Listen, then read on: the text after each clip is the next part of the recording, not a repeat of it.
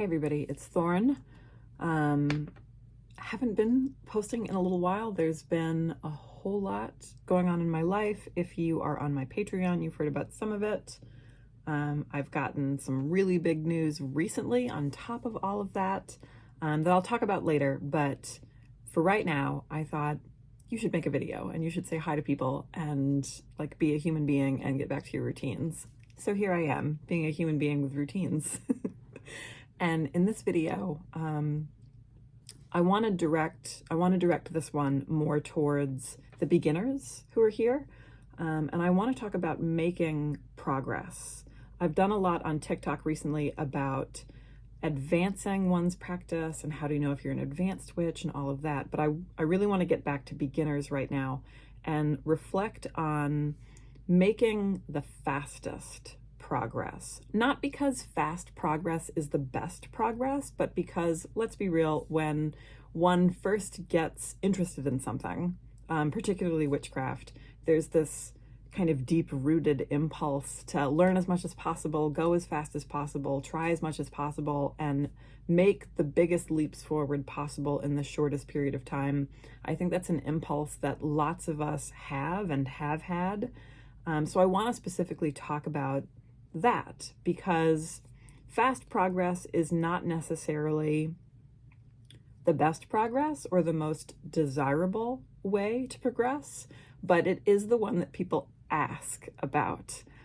So I thought I would look back on my own work as a witch and kind of my own work with people exploring witchcraft for the first time and think about what things can somebody do in order to progress the fastest and make the most progress in the shortest periods of time. Like, what are there simple or singular things that you can do to achieve that? And this is what I came up with.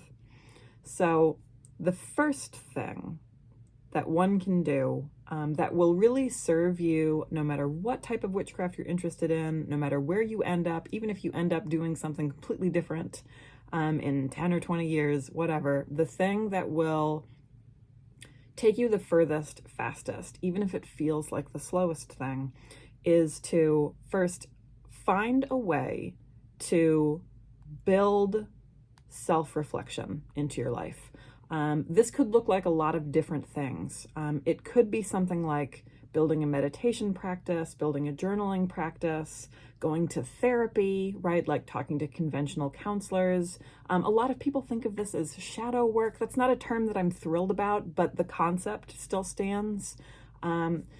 Building a practice of self-reflection does a few things that are valuable in witchcraft. First, there's this idea of knowing yourself, which is really important, okay? That'll help you think through new ideas. It'll help you when you are interacting with other people and new concepts, and you can figure out faster, well, who am I? How do I really feel about this?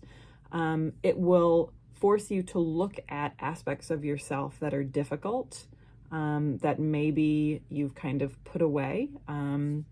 For me, like personally, that had a lot to do with previous experiences with trauma I had, particularly in my young adulthood.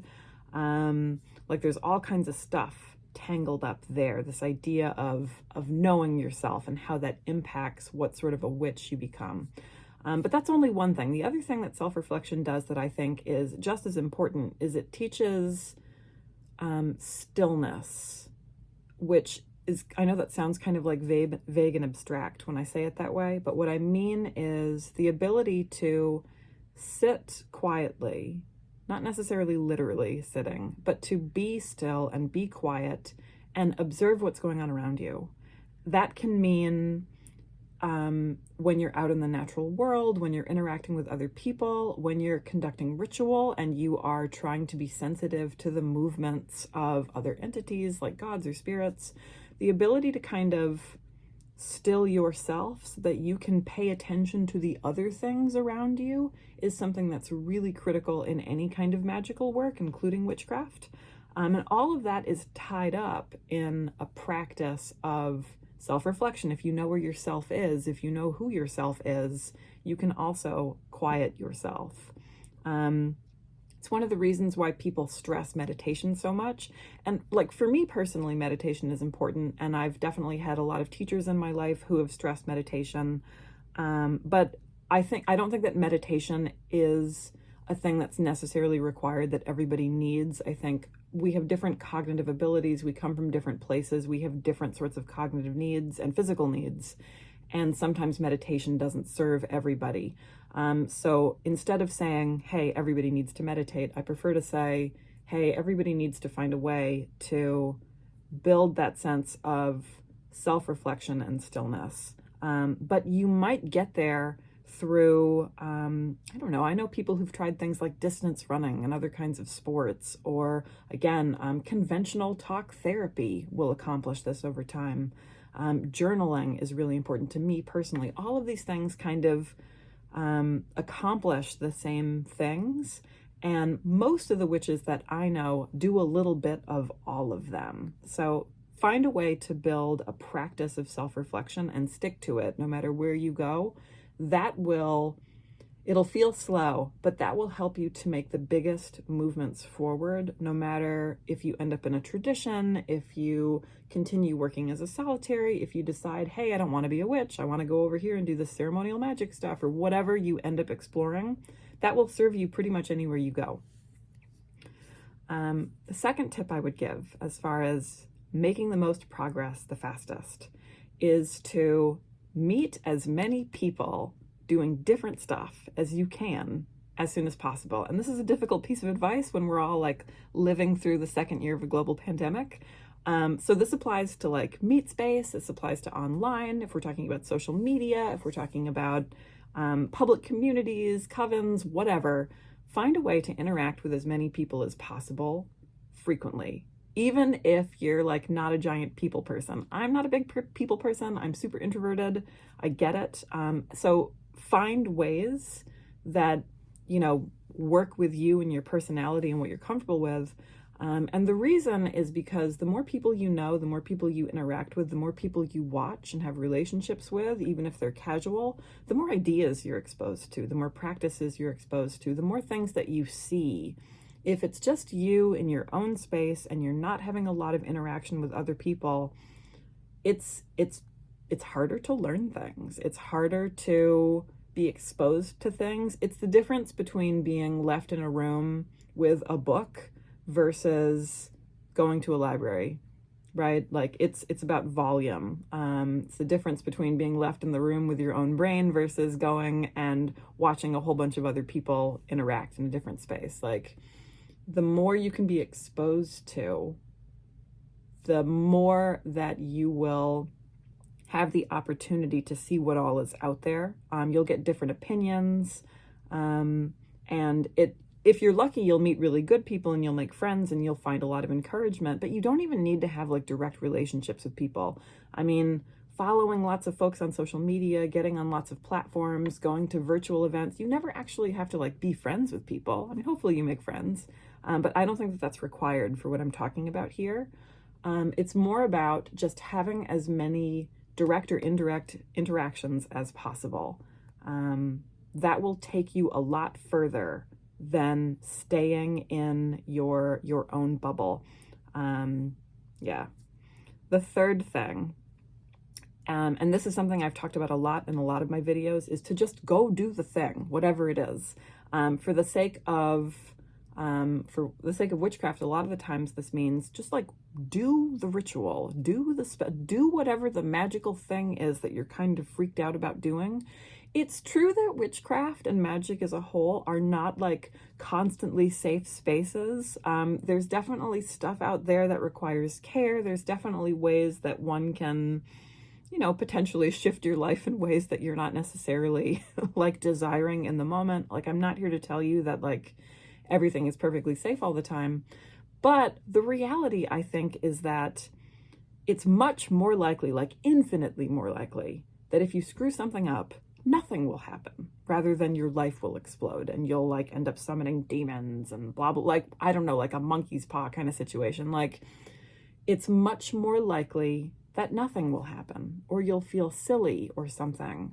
Sometimes I think a lot of the conversation that happens online is designed to scare beginners. Like, don't try this thing, or don't talk to this deity, or don't do this spell because terrible things could happen to you.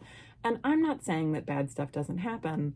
I'm just saying that I think actually it's really, really rare, especially when we're talking about beginners with no magical training, no magical experience, right? Like, it's, yeah. I think that it is helpful to just dive in. I use a lot of music analogies if you've hung out on my channel a lot, and I think about it as like, if you get an instrument and you're new to playing an instrument, you will learn more and you will get better faster if you go start a band. Will the band suck? Yeah, probably. Almost surely the band will suck. But you will learn so much more than if you just sort of shyly stay in your room and never interact with other musicians. And witchcraft works the same way.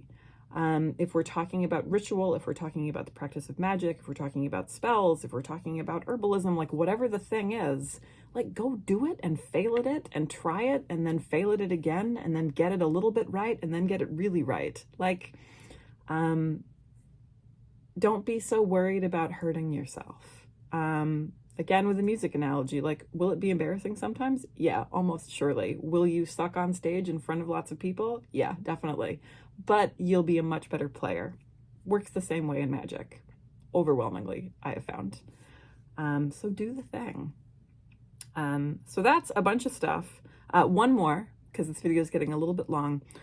Find a way to hold yourself accountable, whatever the thing is that you're working on. If you're going through like an individual course of study, or you've signed up for a class, or you're just trying to get through a book, or you've decided that you want to celebrate every full moon for a year, or whatever your kind of personal project is, whatever thing you're trying to learn as a new witch, find a way to hold yourself accountable, whether that means joining some kind of study group, telling a best friend, getting somebody else to do something with you, joining a formal class. You could join a coven or something if you wanted to, but that's not necessarily what I'm pushing. What I mean is find a way so that when you kind of get off track, you've got a way to get back on track quickly. And one of the easiest and fastest ways to do that is to incorporate somebody else who will be encouraging, whether that's, a study group on Discord of a bunch of other newbie witches who you just met, or a TikTok community,